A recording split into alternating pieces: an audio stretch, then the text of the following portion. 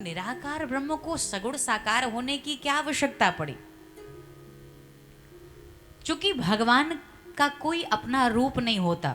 वेद वेदांत तो हर बात पे यही कहते हैं, नेति नेति कह करके उनकी महिमा गाते हैं। ऐसा भी नहीं है, ऐसा भी नहीं है। जिस तरीके से पानी की अपनी कोई आकृति नहीं होती, ध्यान से सुनो, जिस तरीके से पानी की अपनी कोई आकृति नहीं होती, पानी को ग्लास में रखेंगे ग्लास की आकृति ग्रहण कर लेती, पानी को कटोरी में रखेंगे कटोरी की आकृति ग्रहण कर लेती है, थाली में रखेंगे उसकी आकृति ग्रहण, उसका अपना कोई स्वरूप नहीं होता। उसको जिस भी पात्र में डाला जाए उसी की आकृति ग्रहण कर लेता है। वैसे ही भक्तों की अपनी भावना होती है, जो जिस भाव से उसको बुलाना चाहता है भगवान वही स्वरूप लेकर उसके सामने आ जाते हैं। जब भक्त कहता है कि नहीं हमें नरसिंह रूप चाहिए तो नरसिंह रूप में आ जाते। जब भक्त कहता है हमें मत्स्य रूप देखना तो भगवान मत्स्य रूप में चले आते।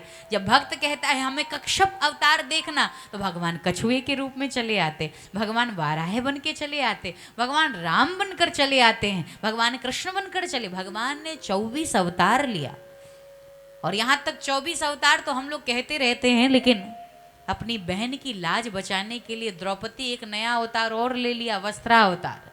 खींचे दुशासन खींचे जा रहा है, साड़ी बीच नारी है कि नारी बीच साड़ी है, यही स्थिति होती रह गई और थक गया, यानी अपनी बहन के लिए एक अवतार और ले लिया। जिस भी रूप में भक्त चाहते हैं आज भी आना चाहते हैं, भगवान आज भी आना चाहते हैं, बुलाने वाला तो कोई हो। भगवान शंकर ने कहा देवी, उस भगवान का भी अपना एक रूप तब होता है, वो भगवान निराकार से सगुण साकार तब बनता है जैसा आपने सुना भक्त का भाव हो।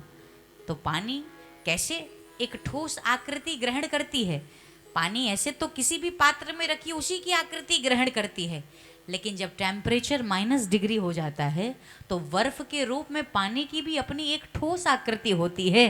तो भगवान कहते हैं कि जब भक्त की भावना, भक्त का भाव बिल्कुल वैसे ही उत्कृष्ट हो जाता है तो मुझे भी सगुण साकार बन करके भक्त की मांग पूरी करनी पड़ती है, उसके सामने दर्शन देने आना ही पड़ता है।